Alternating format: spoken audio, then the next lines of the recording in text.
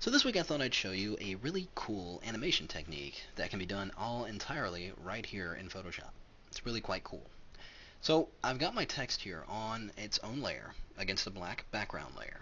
And what I want is to have kind of a blurred version of this text kind of glare itself over as if light's passing over it or through it, and you kind of get a light glare of that lettering as it passes over it. And we're going to do that all right here in Photoshop. So the first thing I need to do is create a new layer. Then I'm going to go over here and get my gradient tool. I'm going to get my eyedropper first. I'm actually going to sample this bright orange color inside the text here. I'm going to go over here and then get the gradient tool, and we're going to make sure we're going from the color to a transparent. And on that blank layer, I'm just going to go right in the center here and hold my shift key down and just kind of draw a gradient so it kind of covers most of the text area, at least from top to bottom. So there's that. Now I'm going to duplicate this layer, and I'm going to lock my transparency and then fill this layer with white. And then I'm going to bring up my free transform and actually scale this down, because what I want is to have the gradient kind of have a light, really light center going out to the orange color, just like that. And then I'm just going to do my Command or Control E to merge that down. So I've got this really highlighted glare on its own layer. Now, I'm going to create a selection of the text. I'm going to hold down my Command or Control key and click right on the text layer here, and that loads it as a selection. Now, still on this gradient layer here, I'm going to go ahead and click and activate a layer mask. And you can see it has gone ahead and masked out that gradient where the text is. You can see right here. Now I'm going to have to unlink these. By default, the layer and the layer mask are linked together. So if I move this around, you see they stay together. I actually want to unlink that. So I'm going to click on that little chain there and unlink it. So now I can move either one of these around independently. If I move the gradient around, you see it moves around the text here. So that's what we want. Now I'm going to go back to the layer mask here, and we're going to do a couple of things to this. Now the first thing I want to do is actually go under Filter and go to Other, Maximum. And what this is going to do is actually increase the size of the text, kind of expands it in a way. You can see if I move the slider, it really expands it way out there. I don't want to do it quite that much. I want to do about a 3. So it's just like that. And you can see it kind of makes the text a little jagged, but we're not going to worry about that because we're about to do something to fix that.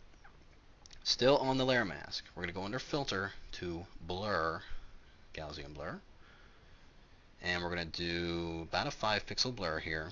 That looks pretty good, and we hit OK. So our layer mask is blurred and sized up just a little bit. But with that layer mask still active, I'm going to go ahead and hit my Command or Control T and bring up Free Transform. And I'm going to scale this text out. We're scaling the layer mask, not the item on the layer itself, but the layer mask. And I'm going to scale it out just about right there, right to where the edges are. So we're slightly bigger than the text itself with the layer mask on this gradient layer here. Now, if I take the item on this layer and move it around, you see we're getting a pretty cool effect. And that's exactly what I want, is that glare effect to kind of show through. Just like that. Now, here's what I need to do. It's got the glare on the above the text, but it doesn't quite have any glare on the text itself. So what do I need to do? I'm going to create a new layer right down here. And I'm going to load that previous gradient as a selection on this layer. And I'm going to fill this layer with white, this grid. And we're going to change this layer's blending mode to overlay. Now, I'm going to link these two layers. Here I have the original gradient, which gives us the colored glare out there. We have this white gradient, which is actually lighting up the text. You can see it's giving us that glow inside there. But when I animate these, I want these two layers to move together. So I need to link them. So I'm going to hold down my Shift key and select both these layers and click on this little chain right here to link those two layers. Now when I move these around, they move together. You can see that the glare is lighting up the text, and we're also getting that glare as it presents itself above it as we pass over. Now, that's done. We need to animate it now. So I'm actually going to move this over to where it's going to be in its starting position right off to the side here. I'm going to go and get my animation window up. Go to under Window, Animation. I'll get this long window here. Actually size it in so we can see it. So there's our first frame of our animation, which is exactly what we're looking at right here. So I move those items over, and now I want to animate them. So I'm going to create a new frame. Now, for some reason, by default, my timing is set to 3 seconds. I'm going to select both of those frames and actually change these to no delay. I don't want any delay, except on the first frame.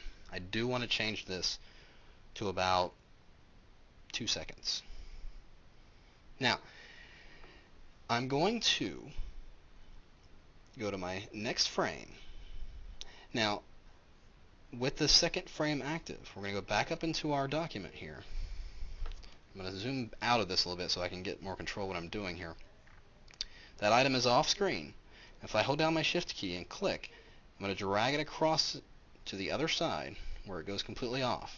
You just kind of got a look of how the animation is going to run through. So first frame it's over here, second frame it's over here. So now I want to tell Photoshop to create all those frames in between by going right here. This is the tween feature. So it's going to, with that frame selected, I'm going to tween with previous frame, and I'm going to do about, let's say a 20. I want to do a 25 frame animation. So I'm going to input 23 here because we've already got our beginning and end frames. So we just need to input the frames in between. So I'm going to put 23 and do it with all layers, position, opacity, all good. Okay. So just hit OK, and there it has gone and created all those frames. Now if I wanted to do a rough preview of what I'm looking at, let's hit play right here, and it will count those. Now, you see what happened here? This is something important to know.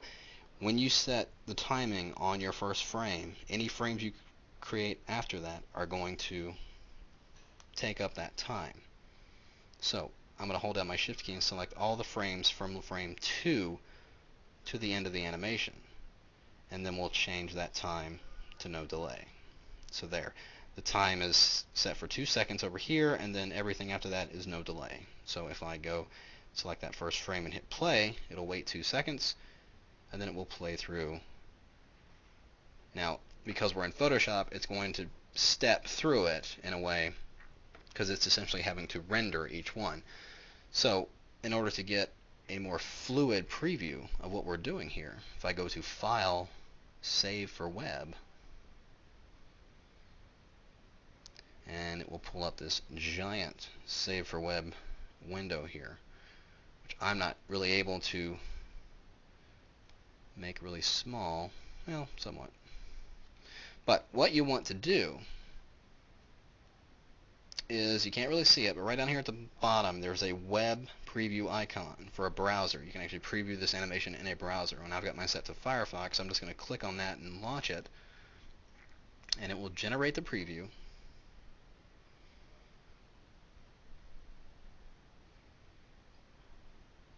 And it takes a minute. It will bring up the window here, and if I drag this into play here, you can actually see it cycles through the animation, giving us a much more fluid movement. But there you can see we're getting really cool animation, and we've only done it with just a couple of layers, few layer masks, and did it all right there in Photoshop. So I encourage you to give it a try and just really discover the power of the animation features right there in Photoshop and what you can do with it. So have fun and see you next time.